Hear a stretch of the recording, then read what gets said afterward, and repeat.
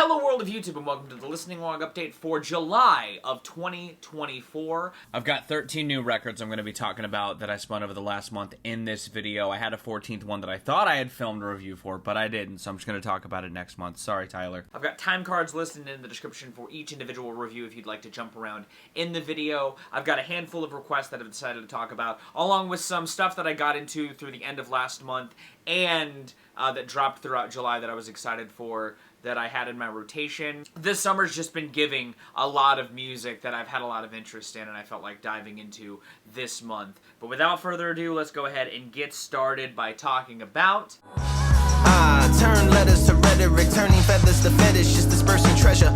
Like turkeys. If you follow me on other corners of the internet, you guys already know I'm very into Lupe Fiasco's concept album, spinning the ideas if Amy Winehouse were a battle rapper. You could look at the track listing and think, does this album really do this concept justice for just how much time it is, how tight it all is? And I would argue, even though I'll be talking about another album later on in this video that also dives into the theatrical side of hip-hop, Lupe's version of it on here, and, you know, not only just because it is just a very concise, razor-sharp listen, Lupe's storytelling and the poetic nuance that he presents, and honestly, how he, you know, pivots within this samurai battle rap concept into also discussing, a voice in fame, a shifted perspective in fame, and also kind of it almost feels like injecting his own, blending his own life and blurring the lines between his and Amy, and here I think does so fantastically. You know, mumble rap sees Amy getting sort of visited by this samurai rapper and being gifted this ability to rhyme. I think that some of the meta text or deeper meanings that could be seen in mumble rap get more further proven potentially true throughout tracks like Number One Headband, which I don't think necessarily play directly into the concept, but do still enrich the themes at which the concept is thriving, and the song itself also being centered around the samurai aspect of the battle rap concept, I think helps unify the project even further. It also helps that a lot of the record does right within the POV of Amy, and Lupe sort of poetically ties his career, which sort of started coming up around the same time as Amy's, you know, sort of growth and trajectory and reflection on it by the album's end, in the vein of like Cake, Bigfoot, and Outside. Outside in particular, very much similarly to mumble rap, has this very theatrical edge that I think helps bring the album round to its resolve really strongly. The album doesn't close there. It closes on Till Eternity, which is sort of dissects itself further from the concept and more looks at legacy and the downfall of legacy, or at least the loss of grace or the dissection from grace. You know, it's interesting to see Amy's legacy looked upon in particular, honestly, while there's other parts of Till Infinity that pivot at looking at others' legacy's downfall, like it has lines that look at Twitter's downfall throughout parts of it, and you know, that's an interesting sort of sidestep that seems like it's definitely pushing past the concept of the record. I do think that it's a fitting close to an album about Amy Winehouse in particular, given how her music and just her artistry and her as an artist is further talked about, both good and bad. Obviously, I'm a relative fan of Amy Winehouse. I do think Back to Black is a classic, and there's a lot of really good songs on there. But that's a story, but that's a discussion for another time. As far as Lupe's Fiasco twist on her into a samurai battle rapper of sorts, I think it's an interesting concept album that does push its concept through to a really satisfying ending, and also provides a really tight, concise, smooth listening experience that has moments that still feel like classic Lupe, even if it is him pivoting into a very interesting realm. Something that isn't foreign to Lupe, but I do think he created some really good stuff here. I'm giving this an 8 out of 10. I think it's a really strong album, easily a favorite of a year. I just don't know where exactly it's going to end on said favorites list from this year, given how stacked it's been. I'm just like water in your palm. These niggas can't hold me for long. You could tell how I walk that is bomb. He be acting. Spoilers for one of the Redacteds dropping this month to celebrate the 6-year anniversary of the show. But I'm doing Traumazine because I think it is an interesting next step for Megan to take. It had a really strong hit ratio, but a sequencing that I just don't think worked. But when it came to this new record, with every, bit she had been dropping, I got a bit more excited. Because I think Megan is a really good rapper. She's got good hooks in her as well whenever she wants to make a more pop-leaning song. She's not afraid to hold back when it comes to throwing jabs at people. I also think she has a really good understanding of artistry. She knows what type of music she wants to make. And I think that Megan is a further strengthening of that artistry in a album construction scope. I think that the hit ratio on this is still strong as fuck. I think that starting this with Hiss was absolutely the best move, because not only was it a song that caused a lot of heat earlier on this year, and it got people talking about Megan even further, as far as being a discussion of being one of the biggest names in music right now. I think that it's a fucking great one. Megan gets swept up in a lot of confrontation.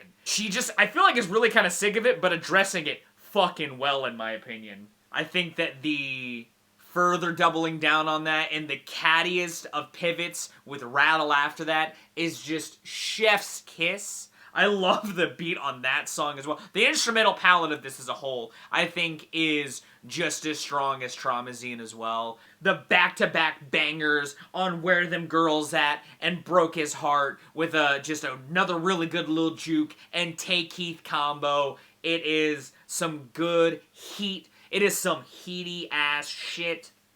As far as being a hot girl summer-ass album, Megan does so pretty strongly on here. And that hot girl energy on a lower key bop like Otaku Hot Girl is also pretty fucking good. I love that she further indulges in her love of Japan on tracks like that, and on Mamushi as well, both of which being just smash hits for her in their own respective spheres. And even though I'm talking about TikTok, I like that she also addresses how, she is more than just that on a track like Boa. I also like that, the snake theme on here feels well woven throughout it.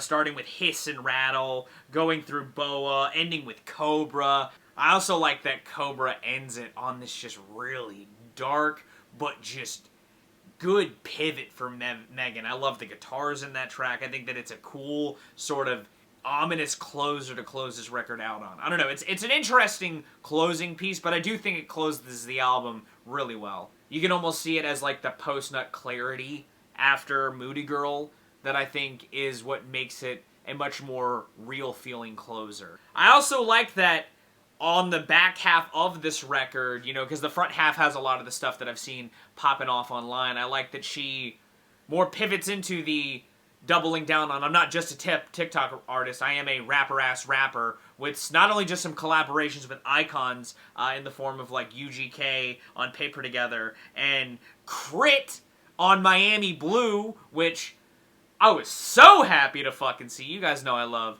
Big Crit.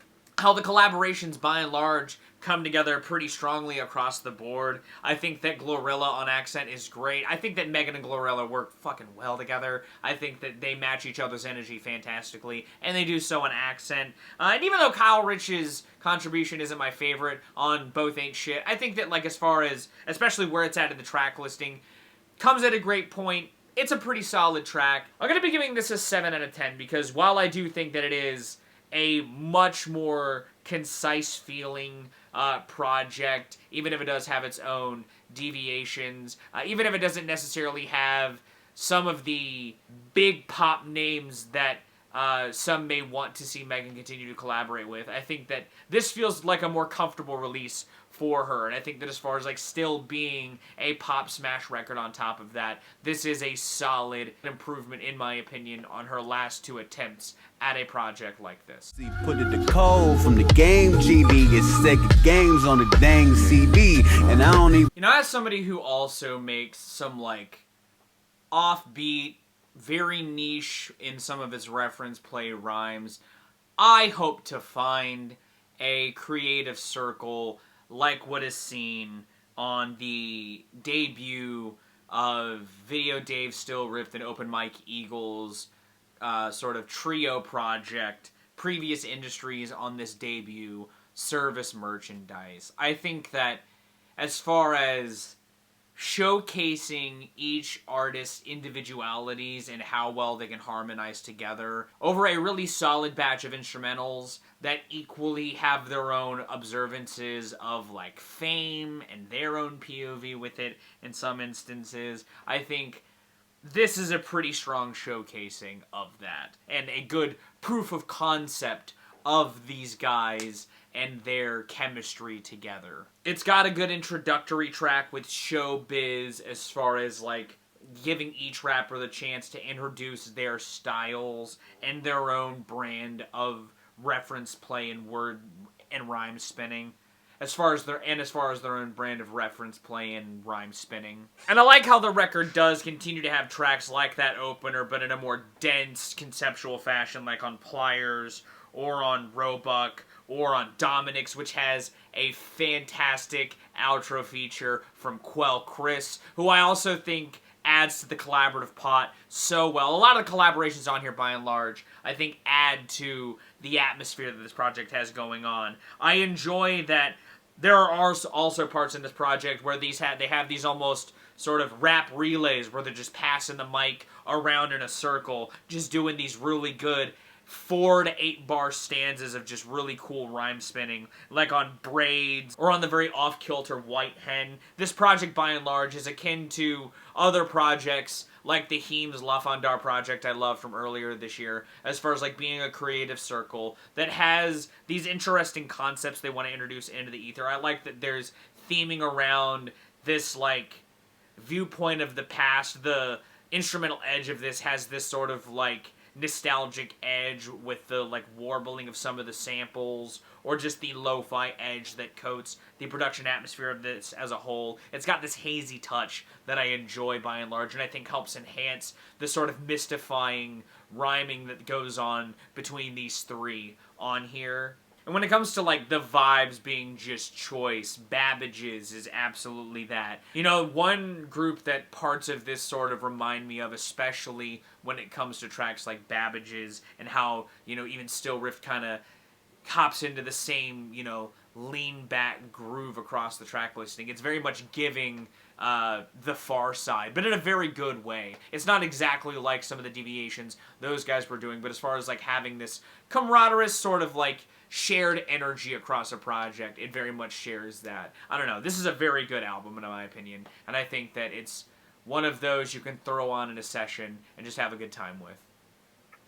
And even if it doesn't necessarily feel like it fits into the overt dissections of, like, declined industries or closed businesses, or, you know, slices of the past that aren't around, tracks like Photomat enhance that sort of unnerving edge that I think makes this project elevated above just your standard, like, laid-back or, like, alternative rap project. Mike's sort of lean-back swagger on his verse on there, with this Dinosaur is my best friend, Street Fighter 4 versus Tekken, Fantastic Four versus X-Men. There's just a casual chillness that sort of embodied on a track like that permeates throughout this project by and large. Again, it feels very much like the guys sort of like prodding their footing, while also just being another piece amongst this pilgrimage of these guys working together. I think that it's another batch of great tracks from these guys, and as far as like being a consistently fun release to come back to that has its own foreboding edges throughout, it seems, I think that this is a good notch in that Atmospheres belt. I'm giving this an 8 out of 10. I think that this is a great album that I think if you enjoy just a really consistent, lyrically interesting release, you can't really go wrong with the bars and verses on here. He's the Antichrist. He will slice and dice. I'll be honest, I wasn't into either single leading up to this new Eminem album, but for vastly different reasons. I thought Houdini was the worst kind of sequel track that I'm glad didn't crop up on the Marshall Mathers LP2. I think it is a worse Without Me, while also making sense from a thematic perspective, maybe being the I'm Back Bitch single for this era. I don't think it's a really good song. I think that the sample is... It's the same kind of dumb sampling he would do in the mid-2000s and early 2000s, which definitely feels like a through line he was trying to channel, especially 2004, on pockets of this project. But it was a harbinger for all the wrong reasons. Toby, I just thought was boring. I thought that Babytron and Big Sean weren't really the best additions to the song. I don't think they brought a whole lot of sauce. And Eminem somehow was still worse, sounding more like a feature on his own album. While the album is much more like the former, it is also a case where Eminem really plays up his love of theatricality and hip-hop. This is the other theatrical hip-hop record I was talking about during the Samurai review. But for all of the worst reasons. I'll get to my problems, because I do have... There's just some songs that I think are just really bad on here. I will talk about the stuff that I do like, because there are a couple songs on here that aren't bad, because Eminem, for all of the criticisms I've thrown at him, he does know how to pull together decent songs. And, you know, while he may be burying it in the past, I thought Music to Be Murdered By was a solid, if not incredibly poorly handled era in Eminem's career.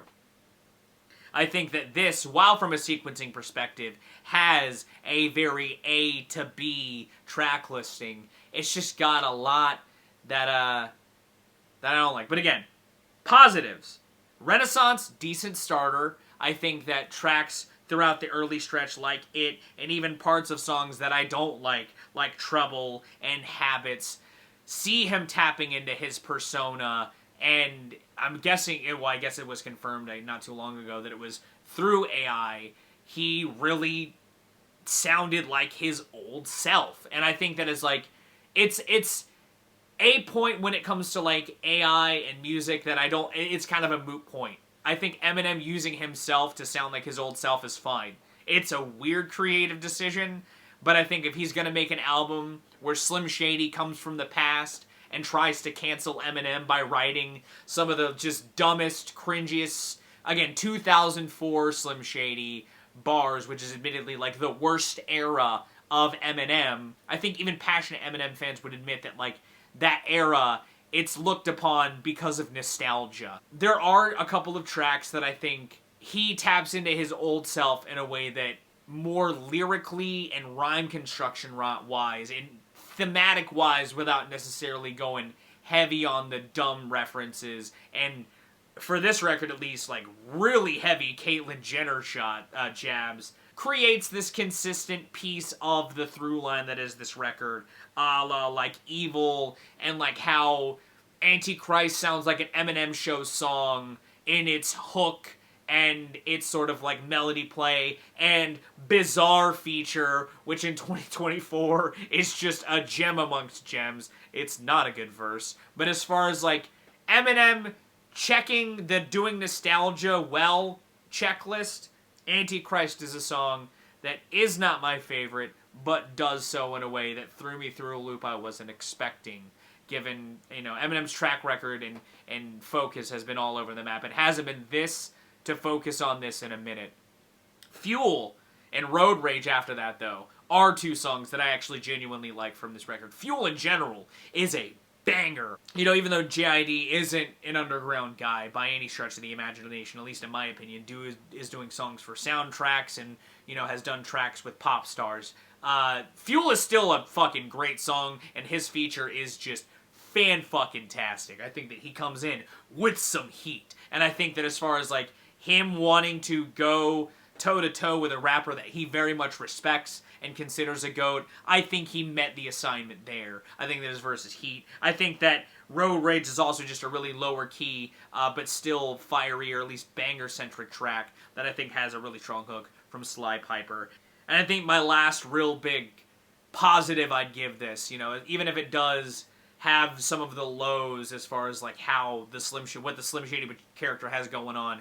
Guilty Conscience 2 is the concept of this album channeled in its best sense. You know, it is just a back and forth with Eminem confronting the fame that he got in a direct way that I think is done so pretty well. I think that, like, it's also serving as a sequel song is a good sequel song. I don't know. I like that song. It's, again, not my favorite in the grand scheme of Eminem's discography. It's a moment that I think meets the concept. I think M has a full circle moment in the song that I think would have been the point of this record. I just think that the road to this point was not worth it. And, you know, while I do like Head Honcho after it, I think that it's a solid jam to pivot into some of the more overt negatives that I have with this record by and large. You know, I think the shock value shit after initial listen, the just, okay, man, what the fuck energy, the shit that, like, where he's going after Gen Z along with Caitlyn Jenner so intensely in cancel culture, it's just the same, like, energy that he was given on Kamikaze that I just think is bitter and just not good. While he addresses the critics very directly on Renaissance, he at least doesn't have the energy that he has on those songs that I think is just really not worth it. It's the same energy that was on Houdini a bit, and it's just sad.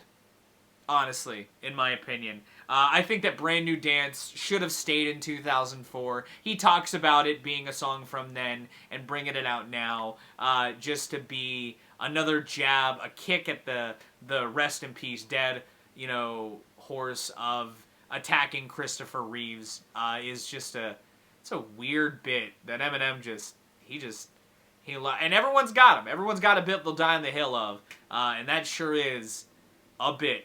And while I like Lucifer, you know, I think that Lucifer is another solid jam. I got a real beef to pick with that song, because it is this really strong moment, especially with where it's at in the track listing. It transitions from Evil through the track listing and bridges to Antichrist really fucking well. That song needed Royce to 5'9". And I know that some people hate this kind of criticism, but, like, when it comes to talking about Eminem paying an homage to his old era, addressing his rise to fame, being direct about all of that, a song with Royce to 5'9" would have set that song over the edge. And it's not necessarily a beef, and I know I'm keeping this in the negative section. It's purely because for a song that strong, it could have been infinitely better given how much justice Royce got and helped enhance his last project. Lucifer's a decent song. It's another one of the higher highs that this record has going on, and it's a good mood shift in the theme. But it's also, I think, a little more forgettable, given it could have had a little more je ne sais quoi to help enrich the themes and add to the tapestry, so to speak. I also just don't like the ending chunk of this record. After Head Honcho, I don't like anything this record has going on. I've been, you know, overtly critical and not a fan of Eminem's balladry by and large. I just don't think he's a good ballads artist. He's got emotional bangers. He's got songs that do sit in that atmosphere and aren't necessarily terrible, but I just don't think it's his strongest suit. And I think that Temporary and Somebody Save Me are both songs of the same cloth that I get why they're here. I know they're going to have fans. And I know that people are going to enjoy those moments from Eminem. I'm just not one of them personally. Bad One is just another song like Toby that I don't think is all that memorable, and I don't think adds to any themes or anything on the record all that strongly. I think it's just a little more of one of the weaker, forgettable jams that are within this album's track listing. At the end of the day, I just don't like this thing. I think that it is a step down for M. I think that as far as if this is the send-off to his career, whatever at this point. I think that Eminem is always going to be around, and I don't necessarily think that he needs to call on this persona anymore. I think he could have left some of these ideas just in the past. It seems like it felt like something he needed to make, and I'm glad that he, got this out of his system. I'm giving this a 3 out of 10. I really don't like it. It's going to be on my worst of the year list. I think that this is just pure garbo. Yeah, we said it all, yeah, let's set the tone. Hit the I let the clip at the flow. I let the clip at the flow. Niggas be. I feel like every year we get a handful of just summer heat records. Denzel Curry is no stranger to adding to the summer heat record. He's done so with the likes of Zoo, Imperial, this album's first iteration. King of the Mischievous South Volume 2 is another notch in that front-to-back, summer banger-centric, pure heat experiences that I think that effectively approaches that ideology, both in beat choice and collaborative efforts also thrown into the mix. The thing that I like about it is, while it is this stacked collaborative circle, it has this love of the lower key banger on top of the strict heat-filled, crowd amped banger. It's got the lower key ultra shit, and I think that like Maxo Cream's collaboration on Set It is still hard, but not necessarily amped. Hot One has this good juxtaposition of those ideas with this really great lower key synth bass and some good amped vocals on top of that. I think that the energy of that song being this I'm still me bitch energy still hits its core with a beat like that. And I love that about the song. I also like that there's a gradual just ramp up in that heat through that leg with Black Flag Freestyle after that, with Mexican OT going even harder. I love the more hook-driven stuff like G's Up with 2 Chainz and Cole Pimp with Ty Dolla $ign and Juicy J. I think it's got this like throwback energy to its beat with its string sample with that, down south twist that I think is tapped into pretty fucking well. The beat on Sked is fucking filthy. I think Hit the Floor and Hoodlums is a great 1-2 punch to close the album out. On top of that, with Ski Mask, the Slump God, just matching that gritty energy on Hit the Floor, and A$AP Rocky and Playboy Zay just ramping up that energy tenfold on Hoodlums. I love the beat of that song, and I think that it helps round out this record in this edge that I think just helps solidify this record as bookended with some greatness. I love this project. I think that it's great. It's not my favorite Denzel project, but it is another notch in his belt that proves that he is still one of the most consistent rappers running. I'm giving this an 8 out of 10. And I think this record is fantastic. I think that if you love good summer heat, there's some good shit here for you. I want all the smoke. She said, baby, what's a yeah? I said, a kind of boat. Now, an artist who I would argue tries to hit those same larger than just sonic concepts and lyrical concepts in his artistry, Childish Gambino, I think, aims for the same fences in the same veins that like bands like 21 Pilots and Coheed and Cambria do with their sort of artistry. However, I don't think he's always been consistent with it on a project-to-project basis across a proverbial album's track listing. I think Awaken My Love definitely reaches that consistently, and as far as adorning a sonic palette and a mood across a track listing, that shit is concise as fuck.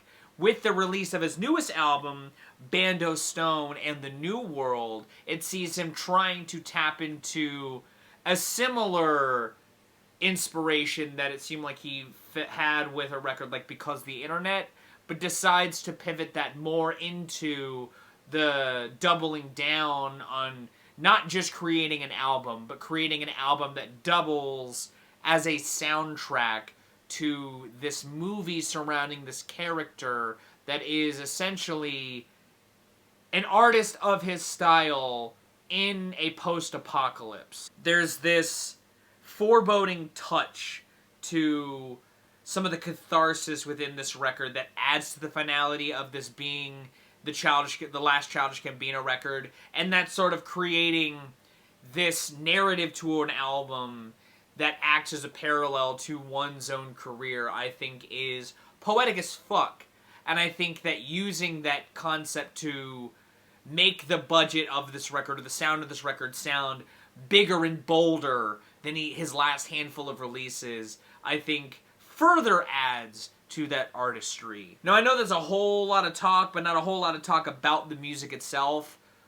But the music itself, on top of that, I think is also consistently pretty fucking good. There's just a lot of layers to this that I can really appreciate him creating this really strong through line with, you know? Not only does the soundtrack concept give him this artistic freedom to do these fun genre flips, like the very Kanye-inspired banger that opens this, Hearts Were Meant to Fly, lets that sort of song pivot into the single and just power pop rock anthem Lithonia, which is easily one of his best singles ever. Honestly, to jump back to the Kanye comparison for a second, there's a lot of Kanye feels in the scope of this record that embody that same euphoric high it felt like he was chasing when pulling together a record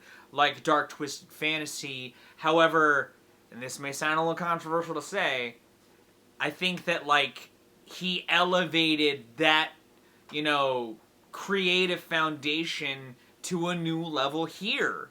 What other record are you going to have, the flow of this ballad-ass Survive that further bridges those dual themes I was talking about of, like, finality and career with this post-apocalyptic soundtrack, and being this catchy-ass jam with Chloe into the acoustic guitar-driven Step Beach, which it feels like Bando trying to write this optimistic jam as his contribution to the group in this apocalyptic situation that morphs into this just even more beautiful song by its end, into the banger Talk My Shit with Eminem and Flo Milli. Eminem being a collaborator that I think elevates this project as a whole, a couple notches with her two collaborations on here, Talk My Shit and In the Night. In the Night is this just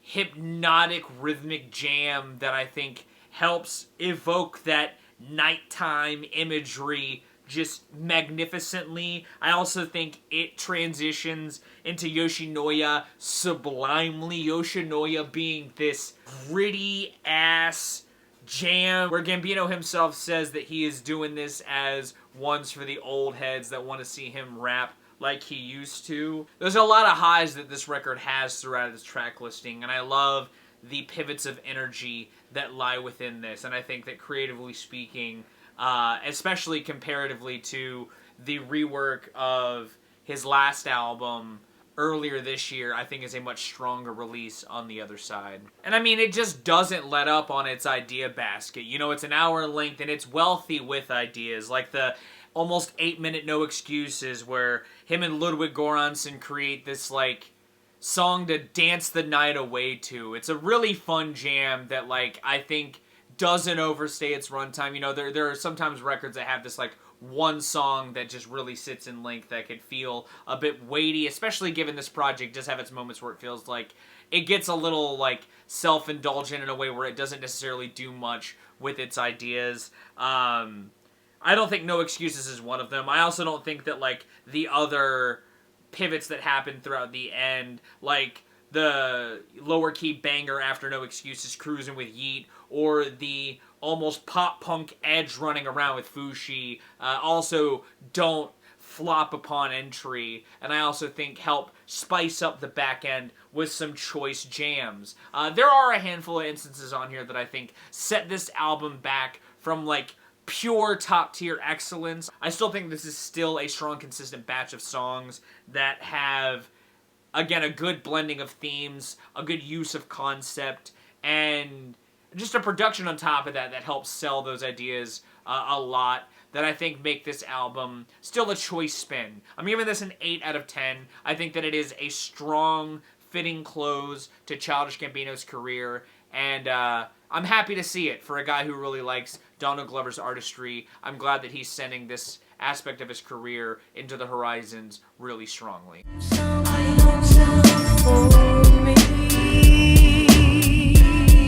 While Common is usually thrown into somebody's GOAT conversation, justifiably so, I think he is an incredible writer when he focuses. His discography is a bit scattershot in pockets, but I feel like on paper it's so hard for the idea of a collaboration of Common and iconic producer Pete Rock to fail. And the Auditorium Volume 1 ultimately lives up to what I expected a project between these two to sound like. However, I do appreciate that there is a harmony struck between a focus on Common's pen game, which I think does get very focused as the record, because of some of the sample flips of artists like MC Shan and Kanye West throughout songs like Stellar and Chi-Town doing it. Common in pockets gets nostalgic for hip-hop as a genre, and through the samples also tells stories to help bring the unity that I would expect Common to step up with when, you know, doing a project with, again, Pete fucking Rock. I think it's also a pretty infectious record as a whole, melody-wise, and there's some really good samples that are spun into the hooks, like Unfortunate. I think that song is low-key and very much embodies the more, like, uplifting side of Common's bar spinning, but, like, I think is just pure positive excellence. I think that it's a really chill but well-done track that is catchy as hell. I think a lot of the collaborations, by and large, also come together outside of them, like Bilal on So Many People has just a beautiful harmony work done by Bilal, and I think that that track is another just great unity of some fucking great bars from Common that suit this lower key atmosphere. You know, following through on some of the more romantic leaning themes that do crop up throughout it, I think sort of shows the progression of intensity Common feels for this other person in this relationship that I think dances over Bilal's harmonies just fantastically. That same storytelling pivoted more internally on Lonesome just as well. I think that while the beat is a little more stripped back, I think that, like, Common just still dances over it just masterfully. And it's the kind of collaboration you love to see, especially when it comes to celebrating hip-hop as a genre, because while artists like Nas still stay prolific and consistent, it shows that sometimes Time Away can still showcase some great ideas between vets in the genre. I'm going to give this an 8 out of 10. I've been dancing between a 7 or an 8, but while I feel like some of the extended ideas don't always stay engaging, I think that by and large these ideas are consistently fun to listen to, and I think that the atmosphere is just nice, and I think that as somebody who has been sort of reevaluating his favorites in the genre, it was cool to see Common still step up and drop a consistently fun record with some really fun bars in it.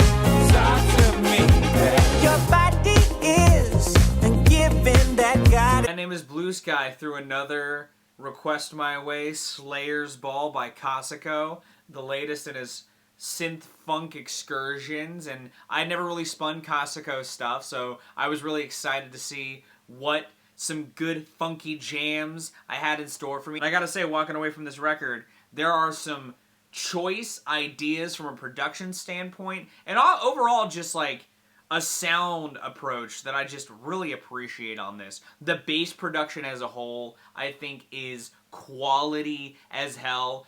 While not every track is like super straightforward, like synth funk ass, more funky stuff, the synth driven stuff also has some fun bass play. But like the bass on Serotonin and just where that song soars is fantastic. You know, this record gets very sensual. You know, it starts with the proclamation of, damn, I look so good, I might just fuck myself on Slay. A catchy ass throwback in style synth funk, very much old school synth funk jam that I absolutely adore. That drum count in is just iconic, and I think that what happens throughout this song, like the horns and all that, just build to this fantastic moment that I think does kick this record off on a really strong foot. The same can be said of like the string riff and ambience on Talk to Me. It's very much blending like old school funk in a modern sense, because the production on here is just so clear. Everything sits in its pocket and dances together wonderfully. I think that the production on this is pretty fucking choice. To throw it back to Talk to Me, I think that like the backup vocals that happen on the build up for like the pre-chorus, I think is really playful and fun. I think the chorus of that song is catchy as hell. It's a moment where I feel like I would hope that like it would go farther, but like I really love the groove as a whole. It feels very much like it evokes that like roller derby, chitter chatter environment that I think is pretty fucking choice. You know, the same I feel like could be brought up on like Dirty Mind. I love that funky ass atmosphere. I think that like that bass just pops and it's just got this filthy swagger that I love.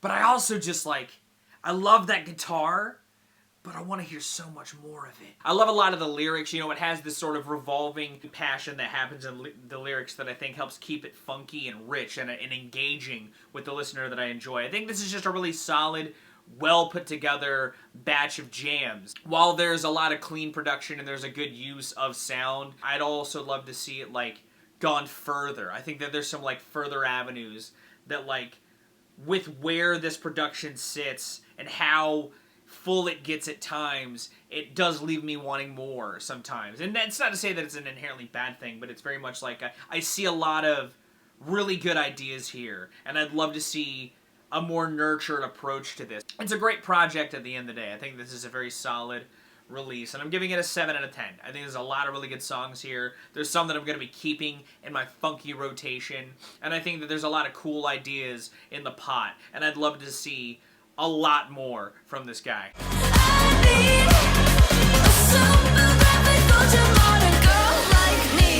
It's been a really good year for lesbian pop. And I think that Chappel Roan's debut, Rise and the Fall of the Midwest Princess, is another very good gay pop album that sees this really well put together A to B emotional through line that sees this seemingly back and forth relationship that Chappel went through, you know, expressed in full splendor. You get to see the highs and lows. You also get to see her create these just catchy ass jams on top of that show a love of dance and a love of intimacy. Creates a good emotional core for this record. I love the 3 takeaways from this album, and I love that they embody that spread of ideas that she tackles on this record, all equally strongly. You know, Femininomenon starts the album off by casting away online love with men for a relationship with a woman that's real, that's here, you know, a desire for that at the very least, with a club-centric beat behind it that feels like 3 cannonballs being shot at you, one larger than the last, because the beat just goes harder the longer the song goes on. You know, an energy that gets continued on tracks like After Midnight and on Super Graphic Ultra Modern Girl. I love the energy of Super Graphic Ultra Modern Girl, especially. I think that, like, comparatively to, like, the club energy on a record like Brad, it also taps into that inspiration very strongly. And Hot to Go being this throwback pop, or at least throwback catchy pop jam with its, like, cheerleader spelling chorus, an energy that ultimately does kind of feel like it's the Midwest part of the Midwest Princess title, but also an energy that permeates more strongly throughout the record than like the club energy, but I think it's equally just as good. I love Hot to Go. I think it is a an infectious jam that I'm not surprised is a hit, but I'm glad is the hit that it became. That same energy being pivoted kind of slightly in the same, mindset at least, like on Red Wine's Supernova, which I think leans more into the autobiographical style of songwriting, but does so very effectively. Same with My Kika's Karma, which I think actually helps bring down the energy from Hot to Go very well and creates a good sort of intimate juxtaposition to that song in the track listing. And Guilty Pleasure closes the album out with a sort of inverse to that intimacy, but I think still handles that nostalgic sort of sound very tactfully. And I think, again, sort of helps create this nice show-stopping closer of sorts for the record. And Pink Pony Club being the ballad-esque single that I also think is a little more indicative of the overall album's palette than the club sound of Femininomenon, but is where I feel like her identity gets further fleshed out and that relationship gets further dissected, especially the back and forth highs and lows. The nervousness scene on a track like Coffee being flash forward looked at as the reality of what the relationship comes on a track like Casual. I think as far as seeking acceptance, I think that's a part of this through line that I think gets embraced by its tail end, but I think is interesting to see sort of dived into a little more casually in other avenues like the tracks I'd mentioned. I don't know. I think this is just a really strong debut for Chappel Roan, and I'm glad to see her get the success that she definitely deserves given the just pure talent on display here. I think that if you like catchy-ass pop songs, this is a really good one to go to, in my opinion. I'm giving this an 8 out of 10. I think it's really fucking good. And I think that, it's got a good back and forth and a good emotional consistency that I just really admire. Road to riches, bitch, I still ain't hit my exit yet.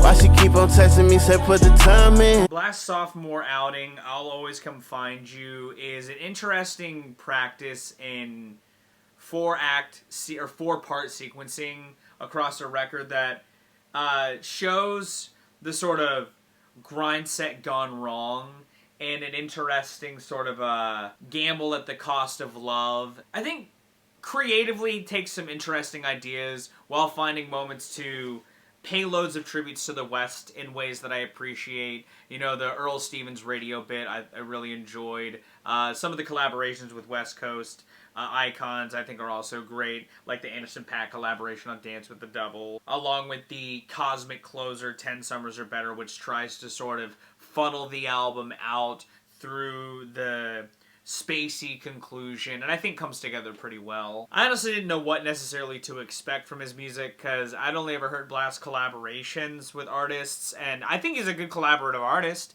but I really dig especially the focus on wanting to break a record up like this, and I think that it's an interesting creative decision that I think helps reinterpret ideas within trap music in a fun way, or at least in a nice sort of listenable way. I appreciate the flow of this record as a whole. I think it starts off on a really good foot as well. I think Paper Route and Long Way are two grind set anthems from a different cloth, but I think both slap. I think Too Many Friday Nights further solidifying that mindset further down the road, I think is also honestly a pretty solid, electro club beat. I'll be honest, the sequencing throughout the second and third discs is a moment where I feel like the album reaches a little bit of a lull, even though if maybe narratively speaking it's sort of getting caught up in the plot, so to speak. I think there's some decent songs in there, but if I were to pick a stretch of the record that I wouldn't say is necessarily my favorite because of the realms it decides to sit in, but that's just a personal preference sort of thing. I do think that the beat on Bad Idea does start off the third disc at least on a fucking good ass note. There's some other non-West Coast collaborations that I think are also pretty good on here.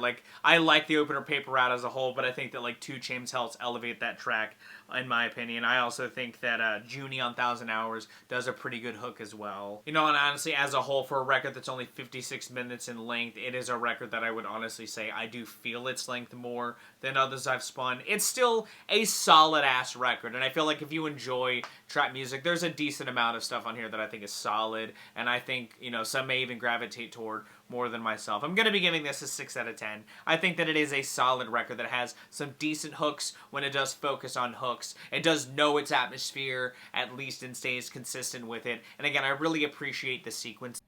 It's just a record whose lulls stood out more and more every time that I respun the project. And there's some admittedly catchy moments amidst those lulls, but I just don't think that they stand out as strong as some of the other just absolute bangers that are within the track listing.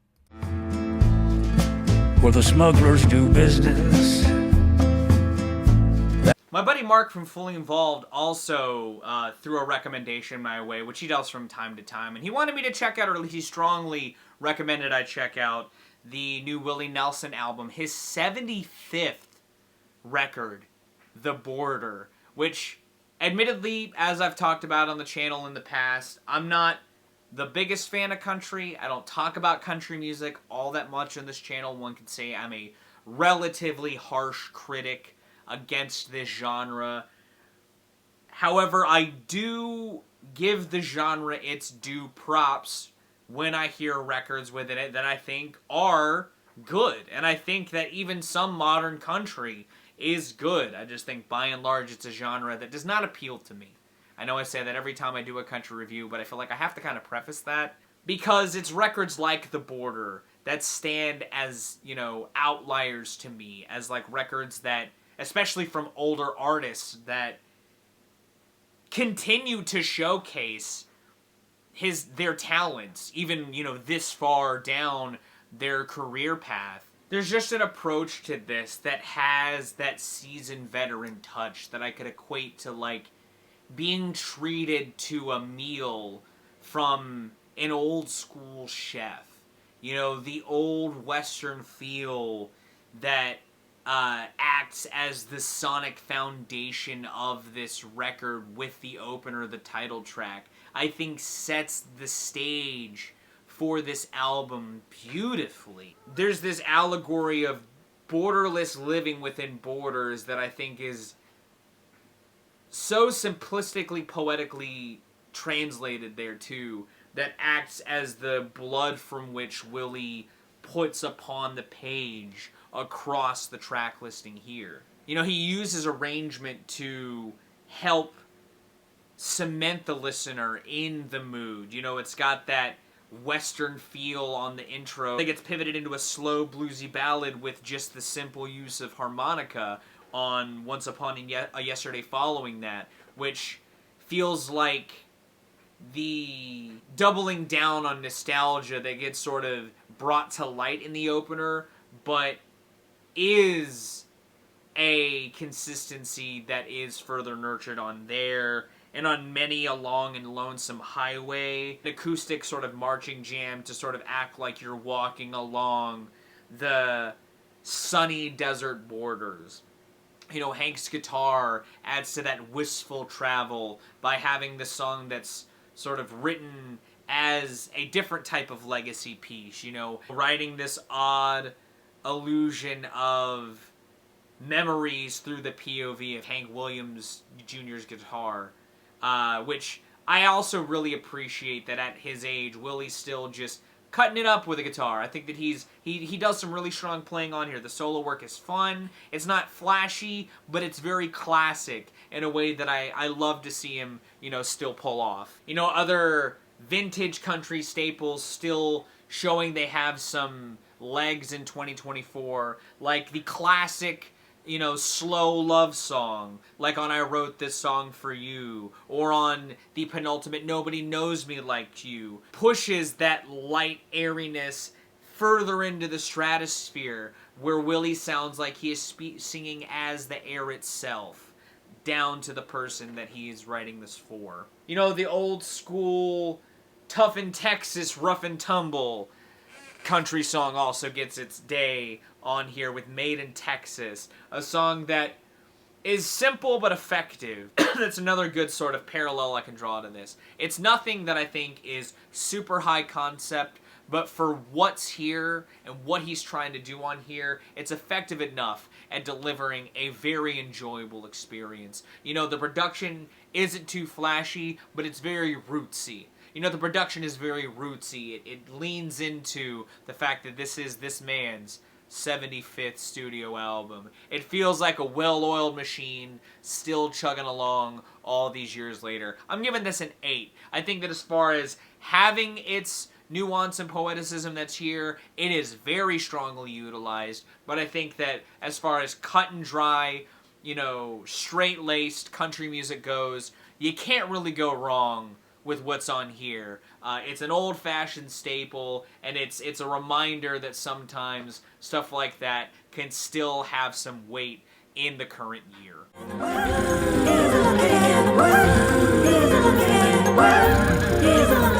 You know, it's funny, when I was looking at the records that were dropping around this time of the year, I knew I couldn't miss the newest Hiatus Kaiyote, because I got into Hiatus Kaiyote a couple of years ago, and I completely missed their 2021 record, which was a shock to me. So I really wanted to give Love Heart Cheat Code my time of day, and I really enjoy this. I love the sounds on here. I think that there's some interesting interpolations and covers woven throughout it as well, all to push this positive message of love into this large space with a lot of really fun harmony play, some great hooks, a tight-ass rhythm section, and again, some just great melodies woven throughout. Things like the looping melody on Make Friends that bleeds into the sort of two-piece BMO is beautiful, everything's beautiful pairing that I think helps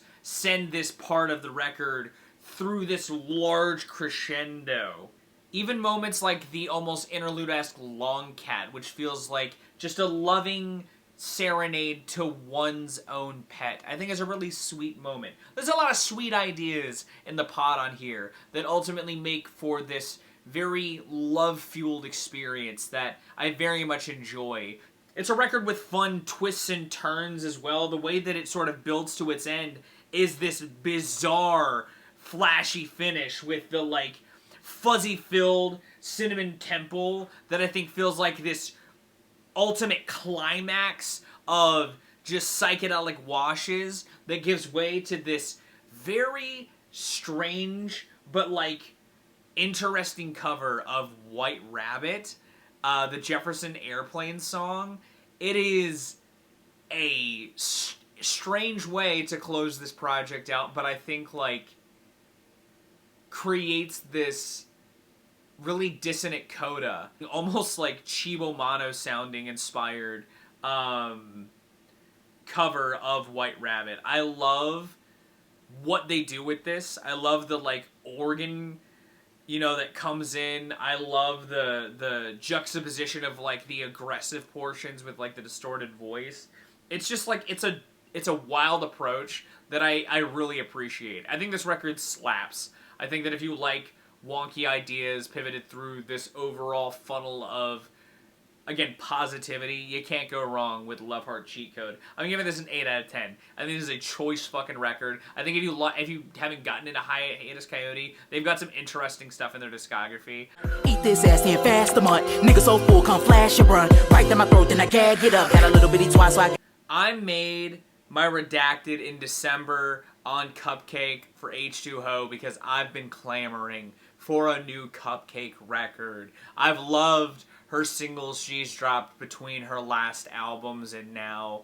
And I think that Dauntless Manifesto is just a further showcasing of her talents on full display, both in comedic and non-comedic fashions. I'm seeing this shit already get memed online because she's just such a witty writer, like on Backstage Passes or Little Red Riding Hood, where she just goes all at it in the best way possible. But she also has some, like, moments where she goes in both on her haters and on the men who aren't shit in her life. She fucking murders whoever the fuck she's angry at on Double Homicide, and I'm here for it. That little catchy ass moment on that little interlude is funny as hell. The way that this starts on a sequel to one of my favorite singles she's done is a great idea, and I think is a banger to start this record off on. The other ideas on here that are just as ubiquitously Cupcakke, if not also equally out there, like the acoustic blendings on Rock, Paper, Scissors, or the upbeat bop of Queef, all very much, again, very Cupcakke, but I couldn't have wanted anything more from this. This is a fun-ass record. I feel like if you haven't gotten into Cupcakke yet, and you want, like, another just example of a collage of Cupcakke, as far as, like, where she likes to dive into lyrically, how gritty, how witty, and how hilarious she can be, and raunchy as hell on top of that, with an equally as diverse beat choice, especially in some of the ideas that she decides to do on here. I really appreciate what she's got going on here as a whole. I think this is a fun-ass record. Even this is 7 out of 10. It's a really good balance on top of that, providing a decent amount of jumping between each idea, and I don't think anything really necessarily falters at the end of the day. And that was my thoughts on what I spun over the last month. Do you agree with me? Do you disagree? Let me know your thoughts, along with any records you'd like for me to listen to, in the comments down below. Again, if you did like it, give it a like. If you want to see more, consider subscribing. I drop 2 to 4 vids a week, depending on what I've got going on. Thank you again so very much for watching. I have been Viral Rack. You guys have good days, lives, and situations, and I'll see you another day.